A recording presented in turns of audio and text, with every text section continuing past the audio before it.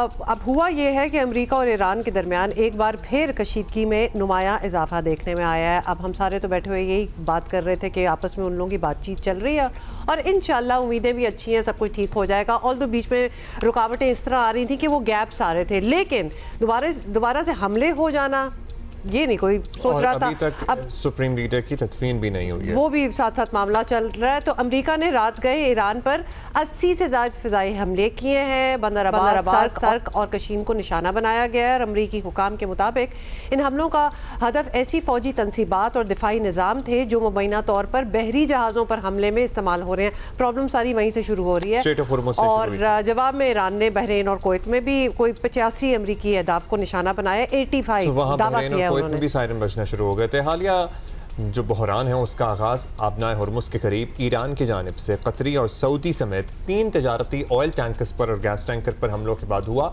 जिसके बाद अमरीकी इंतज़ामिया ने ईरान पर आयद तेल की पाबंदियाँ दोबारा सख्त कर दी हैं और ईरानी तेल की फ़रोख्त से मुताल्लिक दी गई रियायत भी वापस ले ली है।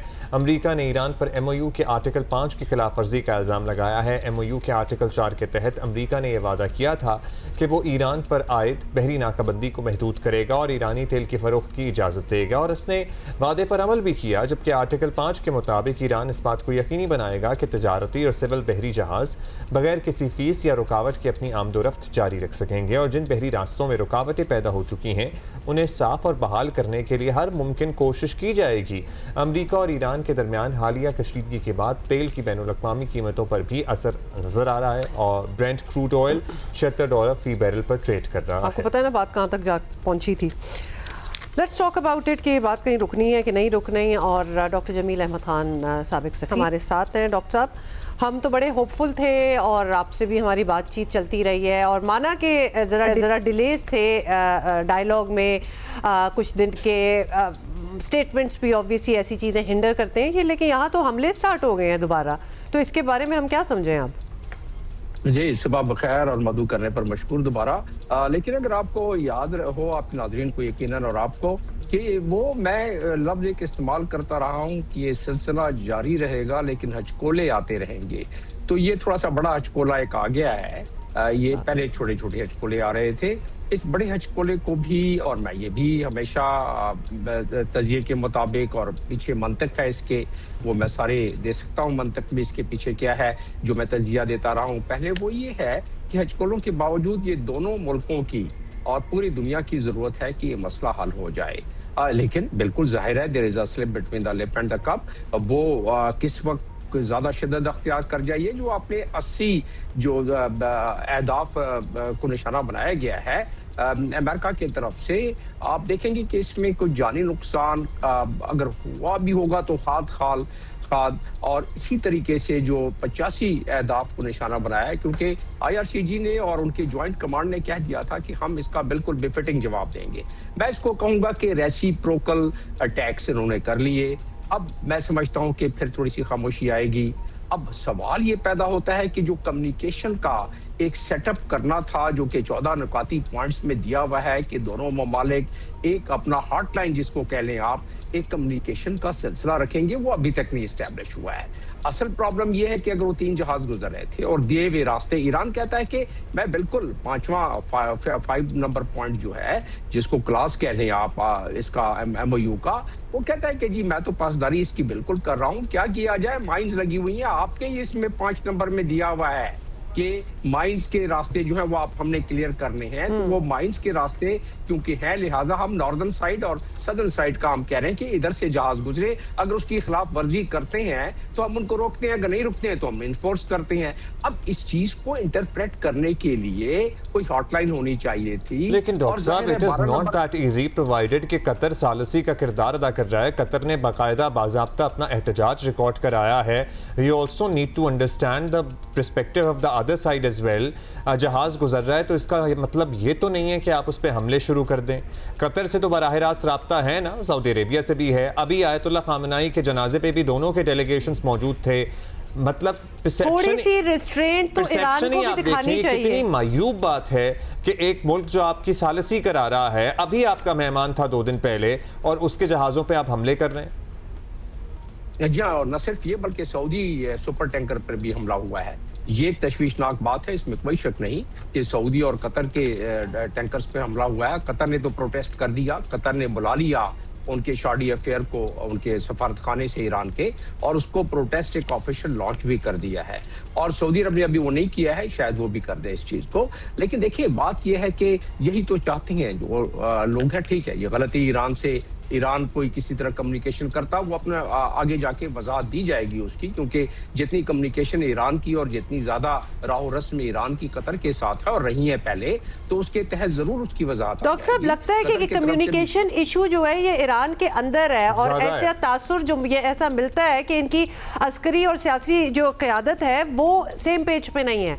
मतलब इतनी बड़ी ये हरकत हो जाना, स्पेशली जो वही सारी बातें जो हमने की हैं, जब सालसी हो रही है, जब बातचीत आगे जा रही है, तदफीन भी नहीं हुई, वो वाला मामला एक अलहदा चल रहा है, तो ये डिवाइड जो है, ये ईरान के अंदर की डिवाइड जो है ये नुमायां हो रही है। जी देखें, ये तो सतह ब सतह लिहाज से ईरान में डिसीजन मेकिंग है। और देखिए जिस तरह सेंटकॉम ने कोई डोनाल्ड ट्रंप से इस वक्त पूछकर तो हमला नहीं किया, मेरा अपना इसमें जो तजिया और न सिर्फ तजिया बल्कि तजर्बा है वो ये कि सेंटकॉम को एक रोड मैप दे दिया जाता है। ये एसओपीज हैं, अगर जहाज पर कोई हमला हो तो आपने बगैर पूछे हुए आपने उसका जवाब देना है। तो सेंटकॉम, डोनाल्ड ट्रंप तो बैठे हुए हैं तुर्की में, और ये कोई पॉलिटिकल बयान भी इस मामले में अमेरिका की तरफ से नहीं आया कम से कम 1-2 घंटे पहले तक।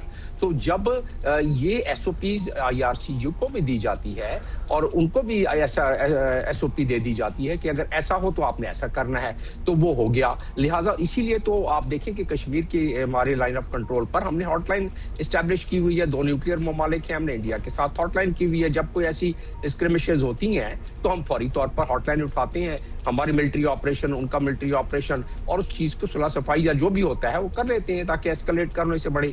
तो ये अभी मैंने इसीलिए बात की, और उसको मैं आपके थोड़ी वजाहत के साथ चंद सेकंड में कर देता हूं कि जो हजकुले हैं ये हजकुले आएंगे, ये कतर के साथ यकीनन कतर इस पे प्रोटेस्ट करेगा। लेकिन सवाल ये पैदा होता है कि कतर अगर वायलेट कर रहा था, कतर को भी तो पता है ना कि ईरान ने क्या, ईरान और ओमान ने मिलकर क्या इस वक्त 60 दिन के लिए क्या उन्होंने वजह किया है तरीकाकार कि किस तरीके से गुजरना है वहां से, और कोई फीस नहीं लेनी है, कुछ नहीं करना है, जो ईरान माना हुआ है उस पर। तो अब इसमें वजह, इसके पीछे जो है तह दर तय लॉजिक्स हैं। ईरान सोचता है कि भाई अगर हमने इसको अभी से ये लेट लूज कर दिया तो जो बेसिस सारे तबाह हुए हैं अमेरिका के, उस पर दोबारा कुमक, उस पर वो रिपेयर और मेंटेनेंस के सारा सामान भी आ जाएगा, कुछ फौजी साजो सामान गुजरेगा, हमें पता नहीं पड़ेगा, उसके पस पर्दा ये बात मालूम होती है। अब ईरान तो जाहिर है। डॉक्टर साहब, ये सवाल बड़ा सिंपलिस्टिक सा साउंड करेगा, लेकिन आप इसकी पीछे की कॉम्प्लिकेशन हमें समझा सकते हैं। अगर रूट्स का तयन हो गया है कि फलाने आप रूट्स लें, बाकियों पे माइंस लगी हुई हैं और उसकी भी खिलाफ वर्जी हो रही है कुछ शिपिंग कंपनीज या टैंकर्स या उनके, let them do it, let them find out. आपको बीच में उनको अटैक करने की क्या जरूरत है? ये ईरान के लिए मैं कह रही हूँ, लेट देम फाइंड आउट। जब बता ही दी है कि these are the stipulated routes, these are the safe routes, और अगर आप उसमें नहीं जाएंगे तो ये हो सकता है। अब जाके देख लें, एक example is all it take for everybody else to understand. Very much हो रहा है कि ईरान के पास उसकी जो कमजोरी है उसको भी बयान कर देता हूँ 3-3 सेकंड में, और जो उसका स्ट्रेंथ है उसको बयान कर देता हूँ, और जो अमेरिका की इसमें कमजोरी। पहली तो बात यह है कि ईरान की इसमें जो कमजोरी या कम मायगी समझ लें इसको, वो ये है कि उसको अटैक से पहले अपने दोस्तों से, खासतौर पर कतर से, अब रात का वक्त था, शायद वो सफाई देंगे उसकी अपनी कि क्या किया उन्होंने, क्या नहीं किया। दूसरा यह है कि ईरान के लिए हरमुस जो है वो बिल्कुल एक तुरप का पत्ता है। वो चाहता है कि अगर इस पर एक दफा प्रेसिडेंट सेट हो गई कि जो चाहे गुजरता जाए वार्निंग के बावजूद, ईरान कहता है हमारी जो वार्निंग है उसको मानना ही मानना है आपने, अगर नहीं मानती हैं तो उसको आपने कॉन्सिक्वेंसेज। अब ईरान ने, चले इसको एक दफा ये कह देते हैं कि ईरान ने ये गलत किया, लेकिन एक छोटी गलती पर इंटरनेशनल कानून को हाथ में लेते हुए बहुत बड़ी गलती, 80 अहदाफ को 60 उनके जो छोटी किश्तियां हैं, लड़ाका किश्तियां, उनको तबाह कर दी गई। चले ठीक है, वो इसलिए 2 जजीरों को कर दिया गया, 80 अहदाफ को निशाना बनाया गया। तो ये एस्केलेट, तो ये रेसिप्रोसिटी तो ईरान दिखलाएगा।